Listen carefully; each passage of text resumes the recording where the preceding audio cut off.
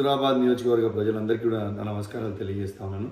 ఇవాళ కమలాపూర్లో ఈటెల రాజేందర్ గారు మాట్లాడింది పెద్ద జోక్గా అనిపిస్తూ ఉంది.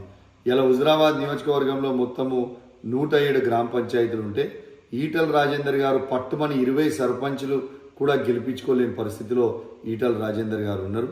ఇలా హుజరాబాద్ నియోజకవర్గ ప్రజలందరూ కూడా గమనించాలి. ఇలా ఈటెల రాజేందర్ గారు 3వ స్థానానికి పడిపోయింది కూడా మీ అందరు కూడా గమనించాలని మీ అందరికి కూడా విజ్ఞప్తి చేస్తాను. బరాబర్ చెప్తా ఉన్నాను, హుజరాబాద్ నియోజకవర్గంలో 44 సర్పంచ్లు బీఆర్ఎస్ పార్టీ గెలిచింది. ఇవాళ 80% వార్డు మెంబర్లు బీఆర్ఎస్ పార్టీ గెలిచింది అని చెప్పక తప్పదని చెప్పి సందర్భంగా తెలియజేస్తూ ఖచ్చితంగా చెప్తా ఉన్నాను. ఈటెల రాజేందర్ గారు రేపు రాబోయే మున్సిపల్ ఎన్నికలలో హుజరాబాద్ మున్సిపాలిటీ కావచ్చు, జమ్మికుంట మున్సిపాలిటీ కావచ్చు, ఖచ్చితంగా బీఆర్ఎస్ పార్టీ జెండా, కేసీఆర్ గారి గులాబీ జెండా ఎగిరేబోతా ఉన్నామని చెప్పి సందర్భంగా తెలియజేస్తా ఉన్నాం.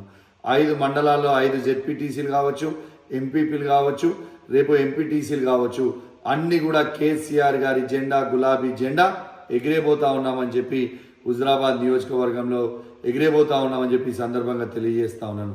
ఖచ్చితంగా చెప్తా ఉన్నాను, మీకు ఏవైతే సర్పంచ్ ఎన్నికలలో ఎట్లయితే మ్యాక్సిమం స్థానాలు బీఆర్ఎస్ పార్టీ, కేసీఆర్ గారి పార్టీ గెలిచిందో అదే విధంగా రేపు రాబోయే ఎన్నికలలో కూడా సేమ్ టు సేమ్ రిజల్ట్ ఉంటుందని చెప్పి ఈ సందర్భంగా తెలియజేస్తూ సెలవు తీసుకుంటా ఉన్నాను. జై తెలంగాణ, జై కేసీఆర్.